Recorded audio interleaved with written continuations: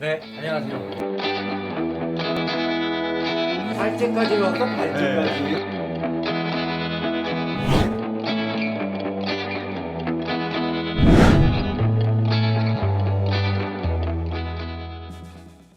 한국이 매뉴얼을 제공해야 되는 상황이 된 거죠. 이건 놀라운 일입니다. 음악의 어떤 표준 중에 하나를 제공하고 영화, 심지어 이런 의료 보건 시스템까지 우리가 모델이 되는 그런 상황. 그러니까 이게 개별적으로 보면 좀 의아한데 종합적으로 보면 우리가 꽤 진도가 나간 선진국이다라고 이제 인정하는 데서 시작해야 될 거예요.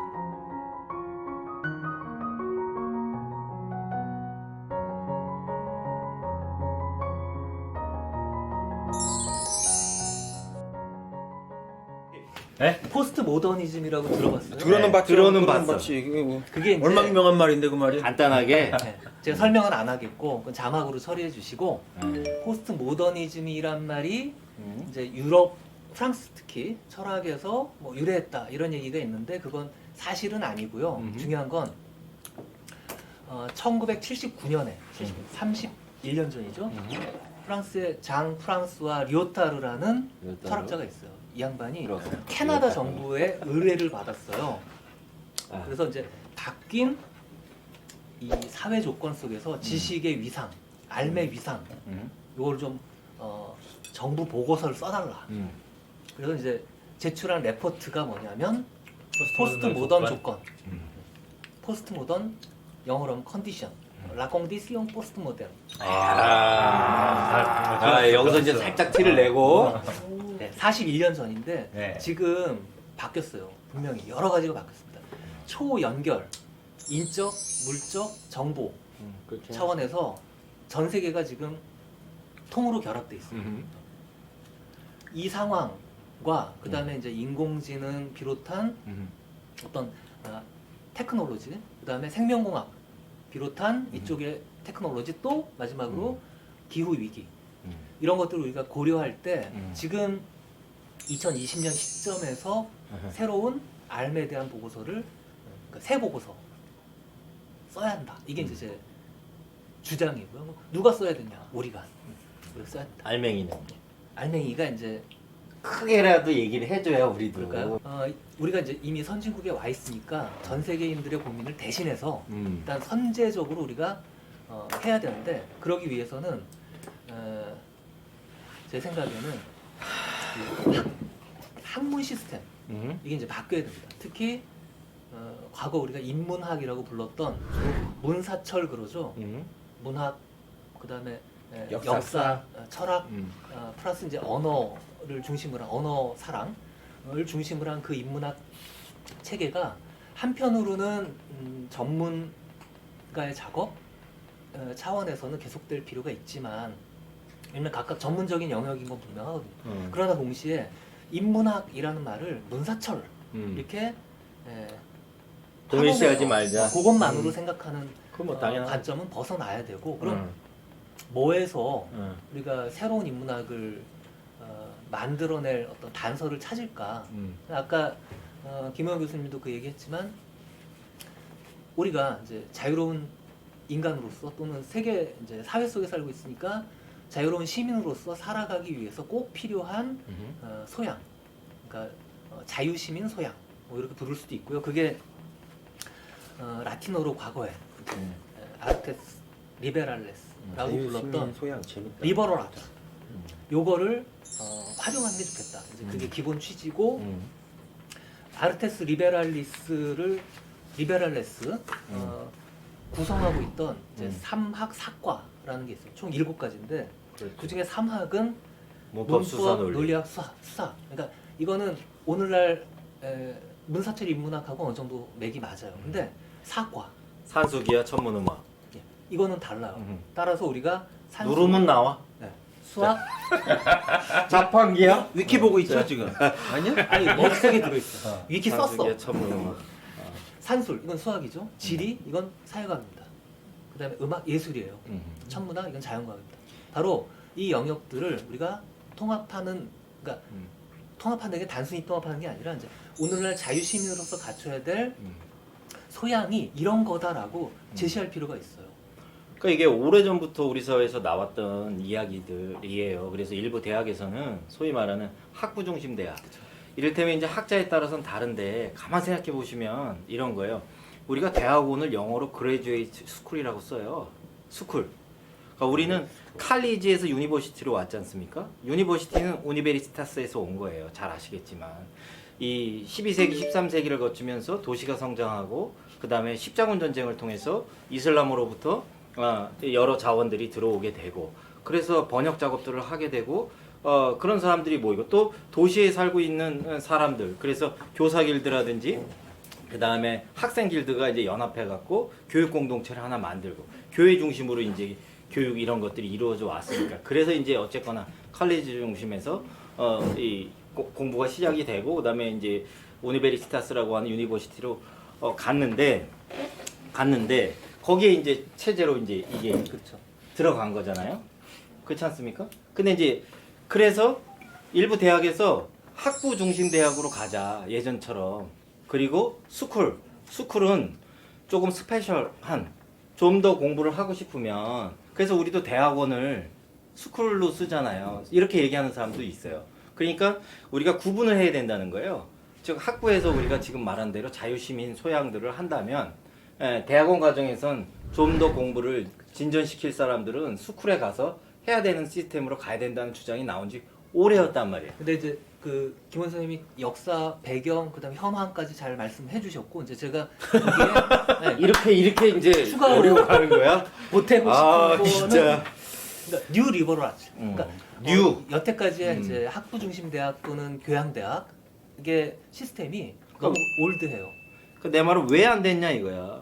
이게 이제 조건이 달라졌어요. 예전에는 조건. 어떻게 보면 그 받아들일 수 있는 조건이 못 됐다 아직.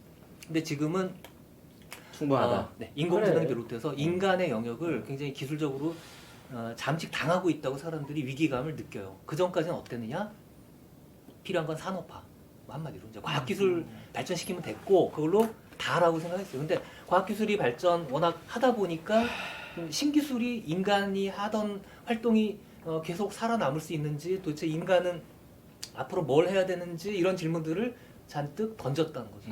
따라서 저는 지금 시점이 그런 어떤 대안을 우리가 제시했을 때 먹힐 수 있는 그러니까 제가 초반에 말씀드린 것처럼 사회에서 뉴 인문학, 새 인문학이 왜 필요한지를 이제 우리가 잘만 얘기하면 어느 정도 호응할 수 있는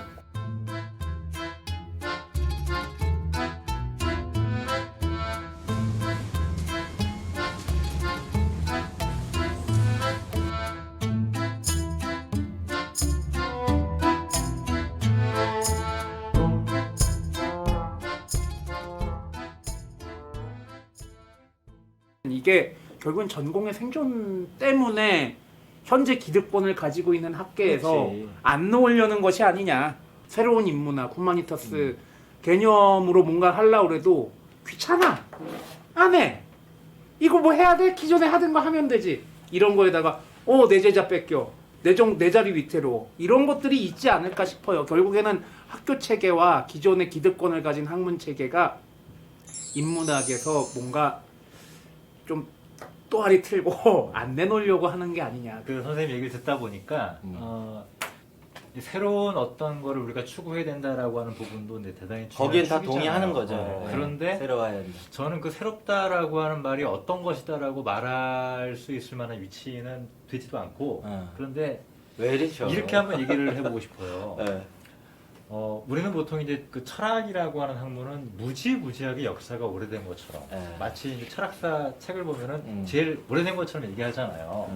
그런데 저는 전공이 동양 철학이란 말이에요.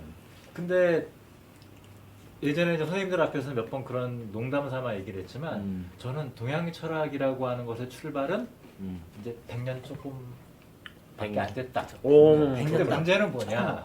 100년밖에 안 됐는데 사라지고 있어. 그러니까 하나의 학문이 만들어져서 사라지고 있는 현실을 보면서 아 동양 철학이 철학인가? 다시 되묻기 시작했단 말이에요. 그 오늘은 저는 이렇게 얘기하고 싶어요. 간단하게 얘기를 하면은 동양 철학 그런 건 없다. 선생님 좀 없다. 넘어가는 거 있다. 좋아. 자연스럽게. 무슨 얘기냐면은 지금 이제 김재현 선생님이 이야기하는 인터셉트가 아주 새로운 대단하시네요. 인문학이라고 하는 것이 나오고 있다. 둘이 사겨요 나올 근데? 수밖에 없다라고 뭐, 하는 근데 알았어. 그래서 연결시겠어. 하나의 방식으로 이제 얘기를 한다면 보통 이제 우리가 철학사라고 하는 감 책을 잡았어. 사서 읽어보면 그 책의 출발은 네. 공자로부터 출발을 해요. 네. 아 동양 철학. 네, 그렇잖아요. 대부분의 책들이 공자에서 서양 출발한단 철학도 말이에요. 있어요. 좋은 책. 네, 뭐 생각의 싸움. 그런데 저는 생각의 싸움 이래잖아. 이거 자체가 있어요. 굉장히 좀 픽션 가운데 하나인데 왜냐하면 우리가 철학이라는 말 자체를 배운 게 19세기 말이에요. 그렇지. 1890년대에 한국에서 6.1군이 처음으로 철학이라는 말을 썼단 말이에요. 그러면 사실 그때가 역사의 기점이 돼야 돼. 뭘 얘기하고 싶은 거냐면 사실 철학이 있는지 없는지는 모르겠어요. 동양 철학이라고 하는 게 그냥 사람이네. 근데 철학 교수인데. 중요한 건 뭐냐면 이거예요. 그러니까 철학이라고 하는 것이 철학적 사유 방식이 없었다 이렇게까지 얘기를 하면은 아마 학계에서는 먹을 거예요. 그런데 철학이라고 하는 학문을 우리가 이른바 지칭하는 그건 하나의 관점인데 이 관점이 실제로 한국 사회에서 존재하는 구체적인 모습은 어떤 거냐.